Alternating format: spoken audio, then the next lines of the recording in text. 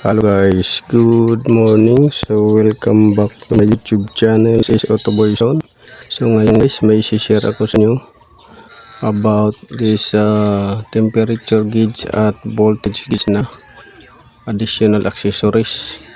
So mahalaga to guys kung mayroon kayo nito sa sakyan, dahil kung sakaling magmalfunction yung cluster panel nyo at napundi yung indicator light sa charging voltage or doon sa temperature gauge voltage ng plant, ay mayroon kayong spare na reference. So minsan kasi guys, sa cluster ay medyo hindi accurate ang reading, dahil minsan nag-aagawan na sila ng resistance doon sa supply pango sa cluster. Minsan kung halimbawa may patid na wire, magkakaroon ng failure. So ito yung kalagahan ng mayroong temperature gauge voltage at saka charging voltage. So sundan nyo lang guys yung video. So kung para sa akin guys ay mas maganda kung mayroon kayong extra na ganito na accessories para may reference kayo sa charging voltage at saka sa engine coolant temperature gauge. Kasi mostly sa charging voltage ay battery sign lang, pero hindi nyo nakikita kung ilan yung karga. Sa coolant naman ganun rin. Voltage gauge. So ito yung para sa voltage gauge. So itong block, so common naman tong block na to. Ito yung para sa negative, yung black na yan. Tapos yung white, yan yung para sa positive.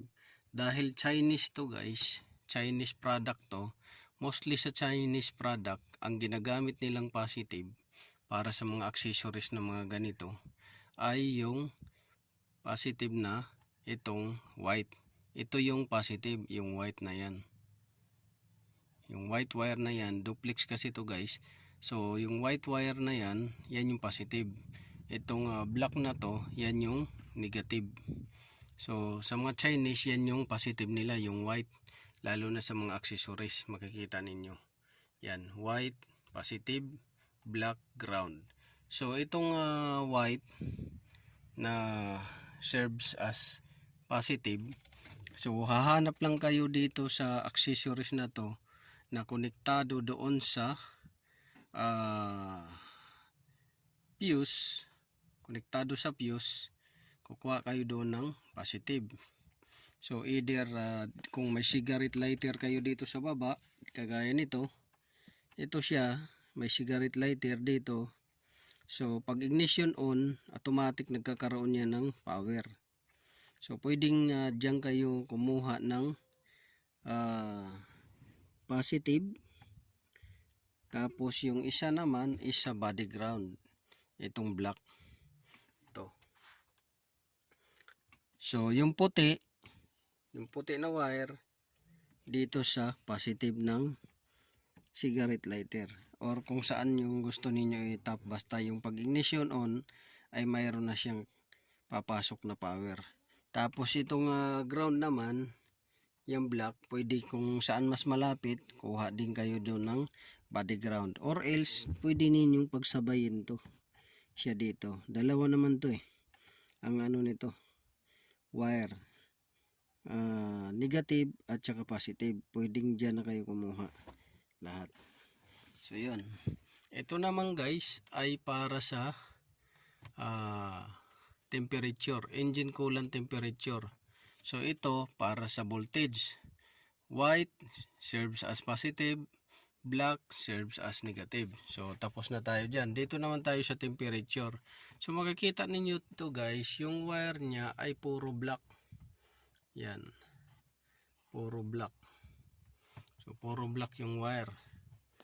So paano ba malalaman yan kung saan yung ground, saan yung positive na supply? So either 5 volts siya or depende kung 12 volts din siya ang supply sa ito, kasi mayroong supply na positive na 5 volts, mayroon naman na 12 volts. So depende, ito siya, ang supply nito guys ay 5 volts. So pwede siya sa 5 volts din, pwede rin siya sa 12 volts, gagana rin siya. So yan yung ano niya, advantage nitong indicator na to. So ito guys, dito ko na lang pinalusot sa radio sa gilid kasi may awang naman, tsaka dito pinaghiwalay ko na lang siya. So nagbalak sana ako dito, ito bubutasan sana dyan, kaso papangit na, dadami yung butas ng dashboard. So pwede sana dito sa likuran ng dashboard, itong may puti na to dyan, tapos diretso doon. So total ay okay lang naman siya dito, dito na lang nilagay natin. So yan. So paano ba malalaman itong negative or positive yung para sa engine coolant temperature? So ang gawin ninyo guys ay i-tester lang ninyo guys, tester lang ninyo ng multi-tester. Kung wala naman kayong multi-tester guys, ito halimbawa wala kayong multi-tester, ang gawin na lang ninyo ay yung isang wire i-touch ninyo sa positive, or yung isang wire i-touch ninyo sa negative. Kuha kayo ng battery, either yung kung may battery kayong 9 volts, kuha kayo ng battery, i-touch ninyo doon yung isang wire. So touch ninyo yung isang wire, kasi yung isang wire nito guys ay negative, yung isang wire nito ay positive supply. So i-touch ninyo yung wire sa positive, tapos yung isa naman sa negative. Lalabas yan dito guys pag 0-0, meaning baliktad yung kabit ninyo. Pag dito, pag baliktarin lang ninyo guys, ngayon pag nagbaliktad ninyo at gagana dito, so lagyan na ninyo ng tag, pagka nalagyan ninyo ng tag, so isusuot na ninyo patungo doon sa makina, dahil doon yan ikakabit sa engine coolant temperature sensor. So yun yung best way or easy way kung mag DIY kayo. So ngayon pupunta tayo doon sa harap ng sasakyan. So punta tayo.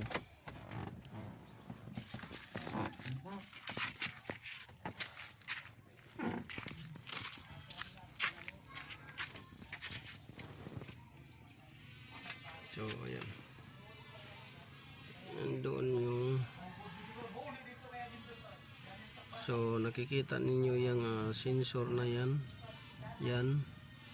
So yan yung temperature sensor.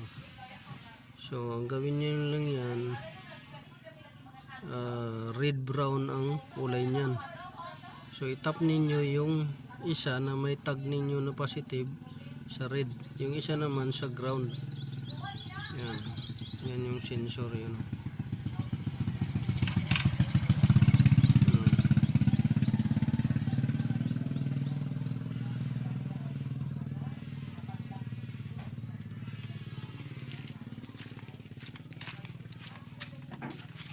So ganun lang kadali guys pagkabit. So papakita ko sa inyo na gumagana na yan siya. So alisin lang natin yung ilaw, panda rin natin. Ayan.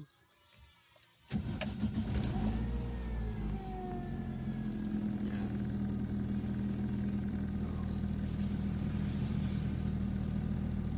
So gumagana na siya guys.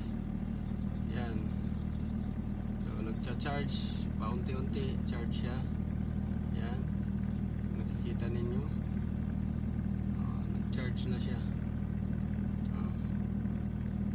So ganun lang guys kadali yung pagkabit nito. Ang medyo mahirap lang naman nito guys ay pagsuot nyo mo dyan sa ilalim ng manibela patungo doon sa may makina.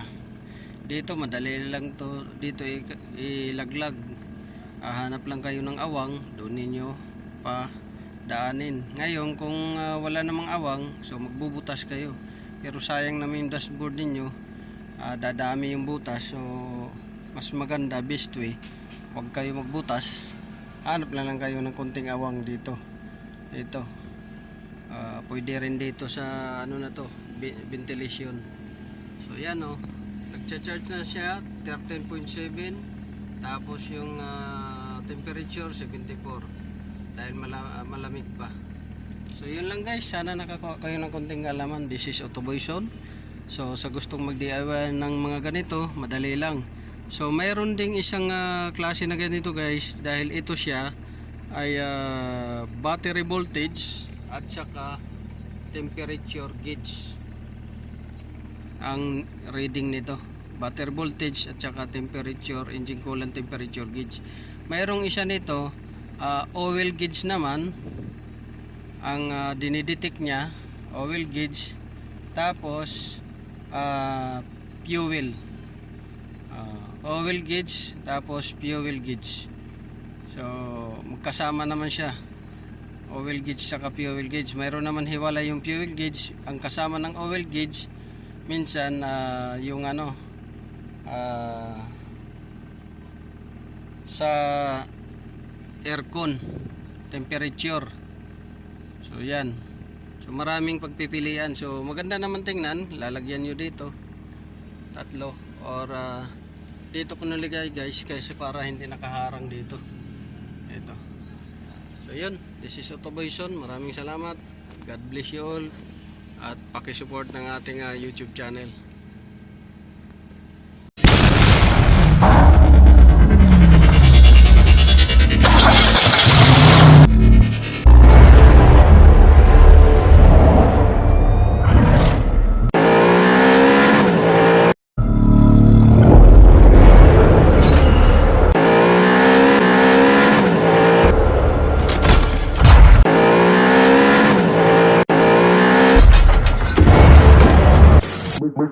Make